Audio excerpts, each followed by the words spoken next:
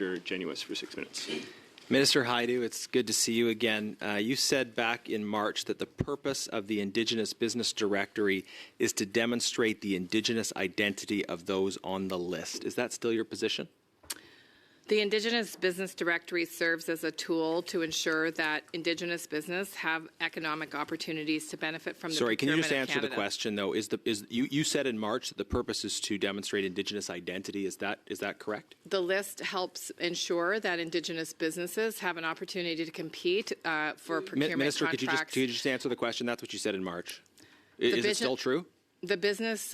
Is what you said in March still true? The Indigenous Directory is there to ensure that Indigenous business and Indigenous economic development can be furthered by the spend of the Government of Canada. That's not the question and not the answer you gave in March. But in any event, you said in March that the purpose of the directory was to identify indigeneity of those on the list. Why was the ArriveCan contractor Dalian Enterprise removed from that list? I don't have specifics, but I will turn to officials. I'd like your answer, Minister. We heard from the officials on this last week. You weren't at OGO. I'd like to hear from you now. Why was ArriveCan contractor Dalian Enterprises removed from the Indigenous business list? Can we assume that it's because they were determined not to be Indigenous, or is there some other reason they were removed from the list? I can't make assumptions on administrative decisions of the department, but what I can tell you is that if circumstances change in ownership structures of businesses, then they very well may be either added to the list or removed from the list.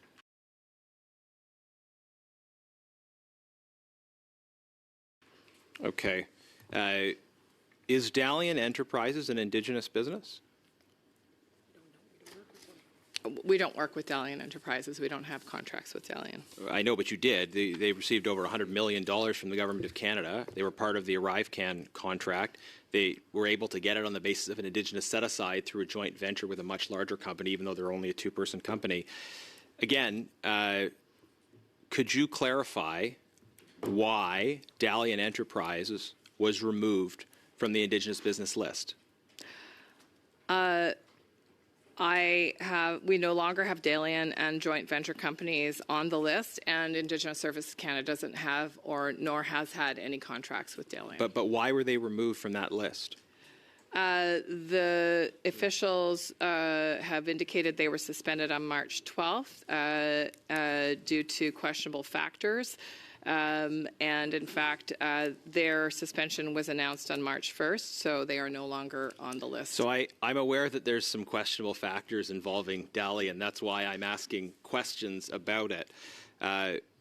Could you clarify, please, if they were suspended or removed on March the 1st, what was the reason they were removed? So I will just reiterate that the purpose of the list is to support... Minister, I want you to answer the question. Why were they removed? So I will just reiterate that the purpose Minister, of the list... you will answer the question. Why were they removed? I have a question for you, Mr. Genius. There may come a time when that's a possibility, but it's not today. Maybe the Deputy Minister can answer if the Minister doesn't know. Could our Deputy Minister share with us Mr. why Chair, they were removed? Point of order, Mr. Chair. I don't know if I'm allowed to do that. Talk happening here, and the members asked a question, and we should give the minister an opportunity to answer it before jumping into the next question. So I'm gonna restart the time. My question is simple. Either the minister can answer it, or maybe the deputy minister can answer it. Why was Dalian Enterprises removed from the list? Mr. Chair, through you, I've given an answer to that question, and the list is not a permanent list engraved in stone, as the member would know. Why were they removed from the list? That list is something that is reviewed as per the request of other departments. The list exists, let's remind members, to ensure that economic development opportunities are there for Indigenous businesses. Thank you, Minister. Again, this reference to economic development is completely different from what you said when you appeared in March. Your officials testified before the Government Operations Committee last week that they were removed because of reports in the Globe and Mail. Can you confirm that the decision to remove Dalian from the Indigenous business list was based on things that your department read in the Globe and Mail? That's So what your through you, officials Mr. told Chair, us. that member may not think that this is about economic development, likely because his party has never focused on economic development for Minister, Indigenous nobody peoples. is fooled by this. But that I is asked the a purpose simple, of the clear list. question. The list is there to make sure that Indigenous Minister, nobody is businesses have fooled by opportunities this. to I asked compete a simple, clear question, contracts. and you're not answering it.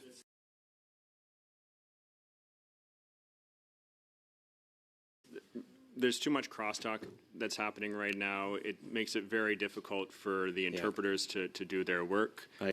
We've had numerous warnings and directives about this, and so I just want to again remind members not to have this kind of crosstalk. I agree. Could the minister answer the question, please? And so with that, I am going to restart it. So there's about a minute left. Thank you, Chair, and thank you to you for reminding the minister. Minister, it's my time. Very, very simple question here. Were your officials correct when they told the Government Operations Committee that the decision to remove Dalian Enterprises from the Indigenous business list was based on reports in the Globe and Mail? Through you, Mr. Chair, the Indigenous business list is an important tool for the Government of Canada to meet its procurement targets, something that I will note under the previous Conservative government they didn't pay any attention to. Thank you, thank you, Minister. You haven't answered a single question that I've asked in the entirety of these 6 minutes, but I'll ask you one more.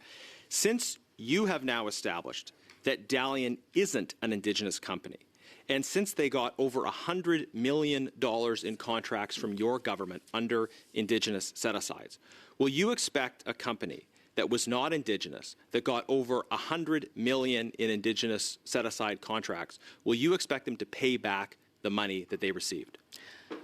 So, Mr. Chair, I think the phrase Indigenous set-asides is a misleading phrase, and I don't expect anything else from Conservatives who have no idea how procurement works and no idea what procurement targets mean. You know so little about your file. That, you have not answered a single question that I have asked in 6 minutes. You haven't even attempted to answer a single question that I've asked in 6 minutes. And you have nothing but insults for other members rather than answers about your disastrous record of Indigenous procurement. You should be ashamed of the job you've done. Mr. James.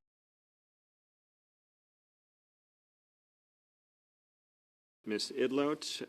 Next, we will move to Mr. Schmill for 5 minutes.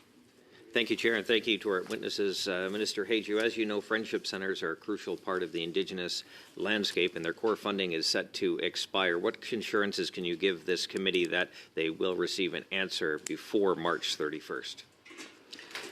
Well, thank you very much through the chair. And I'll just say that we've worked incredibly hard to support Indigenous friendship centres, and we're very proud of the relationship that we have, and we'll continue to be working with them to make sure that they can continue to deliver the services to urban Indigenous peoples. So we have a positive answer here?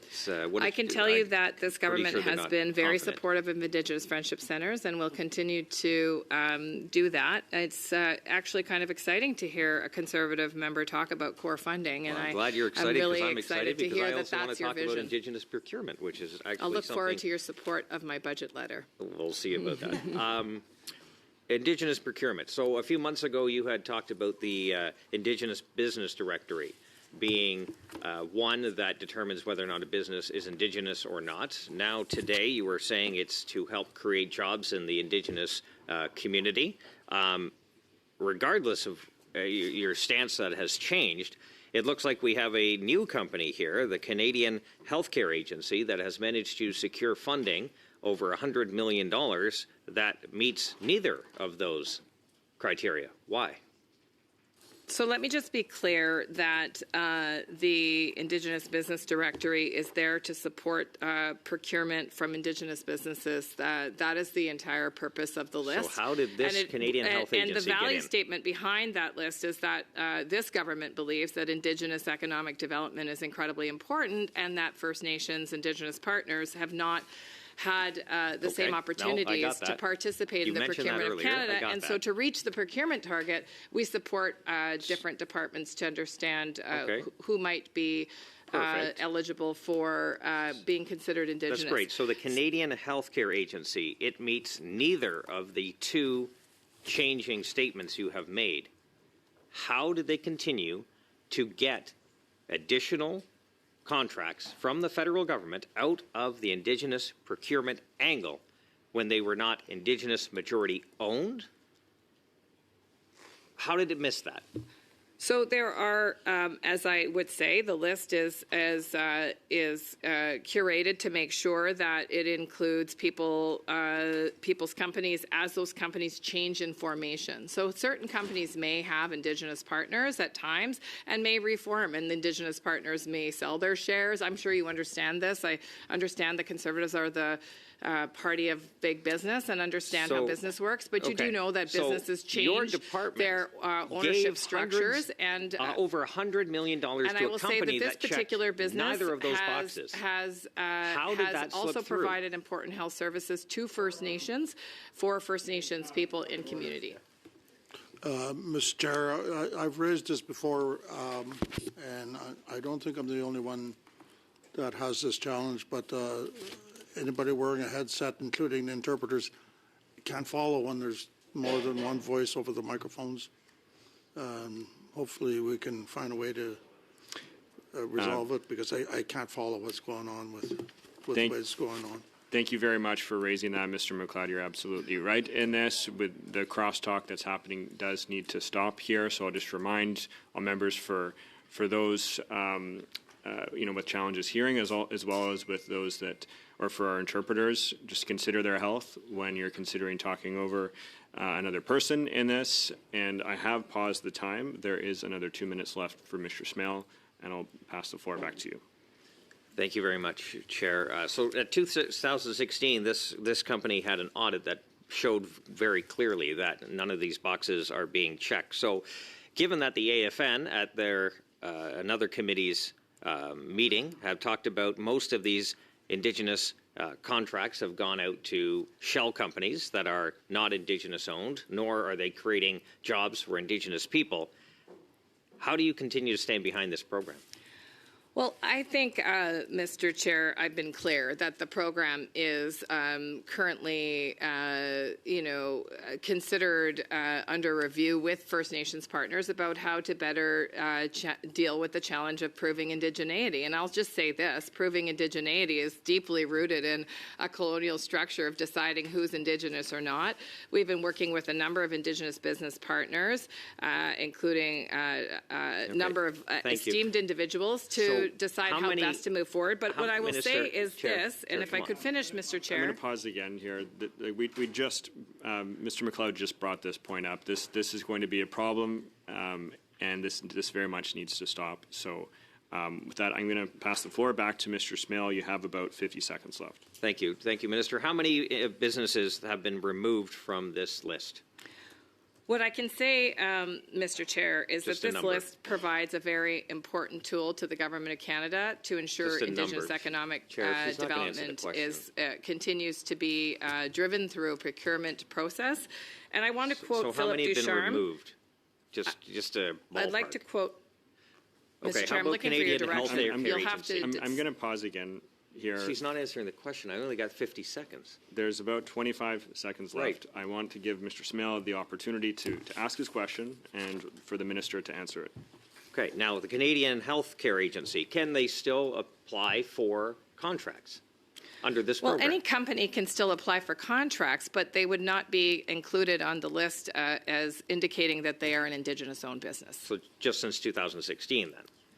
What I would say is that indigeneity and capacity to procure from the Government of Canada are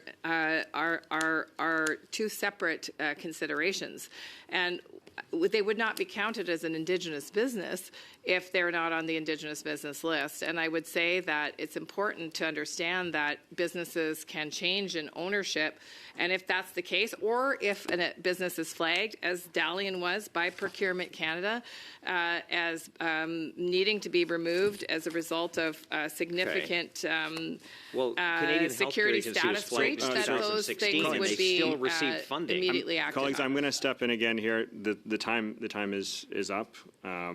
That's actually much exceeded the time.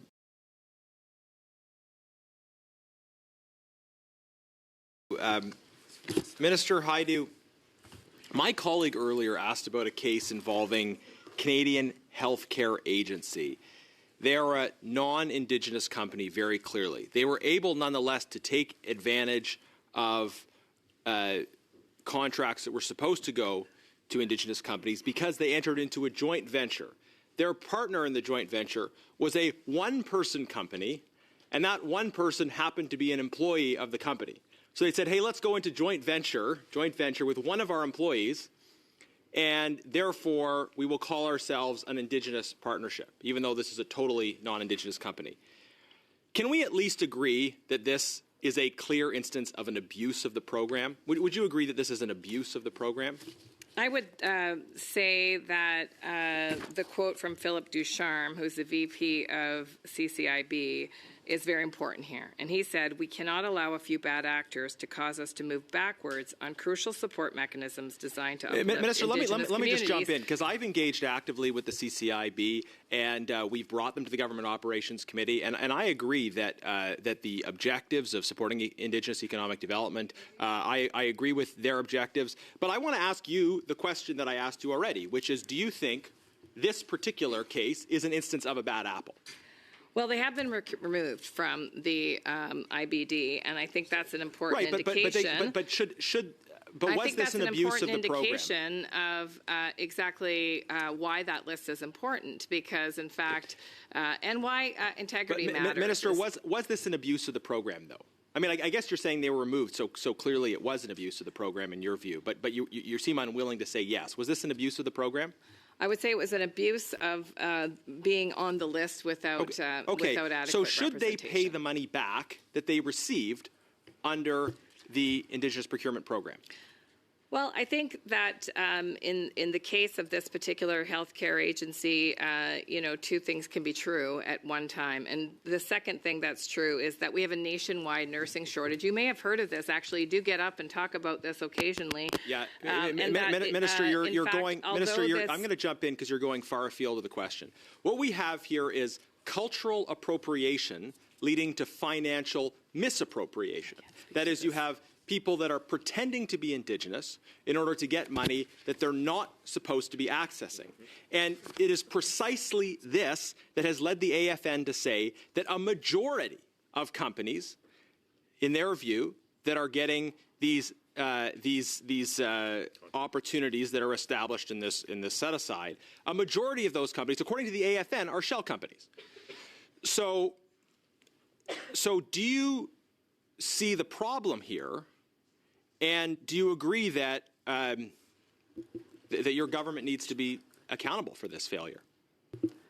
What I see clearly is a plan for conservative cuts around a program that actually is about Indigenous economic development. But I will say this. Minister, could you answer the question? Mr. Chair, could I finish? So, let me ask you this, Mr. Daniels, I pause your time here again, so you've got about 45 seconds left. I think we're all very interested in hearing the answers of the ministers here, so please do give the minister a time to respond to the question, and I will give you back your 45 seconds, but just with that proviso. Yeah, Chair, let me just ask very, very precisely. If you have an instance of cultural appropriation leading to financial misappropriation, that is someone pretending to be Indigenous, getting on the list, getting money that's supposed to be there for Indigenous communities, should they have to pay back the money that they took? Simple yes or no. Should they have to pay the money back, yes or no? If a company is found to have breached contract provisions, that is an option for departments that have utilized that Should company. they have to pay the money back, and yes or no? What I will say yes is or that no? It is clear that the Conservatives want to Will get you rid say of this yes program. or no? This is Should they have to something pay the that money they back? do not want to do. They do not want to support Indigenous Should they have to economic pay the money success, back? Yes or no, and Minister? we should all be very Yes clear or no, about Minister? what the intentions of the Conservative Yes or no? Party I'll is. pause this. This is enough of the crosstalk.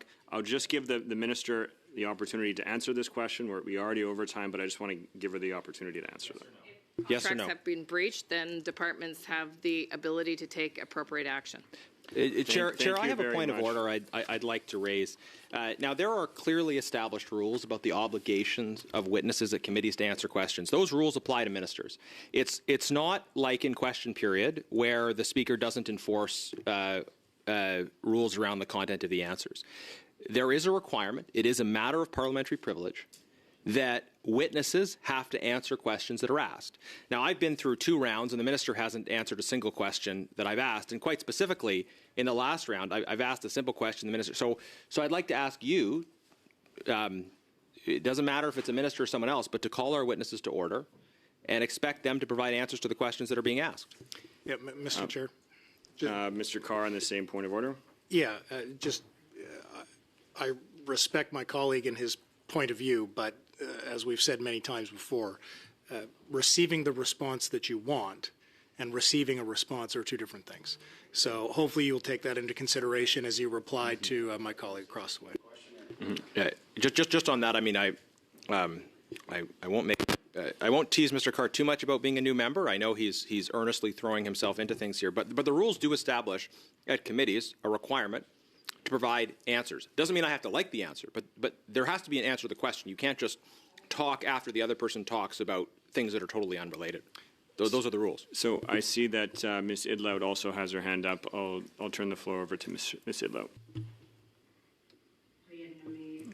Thank you.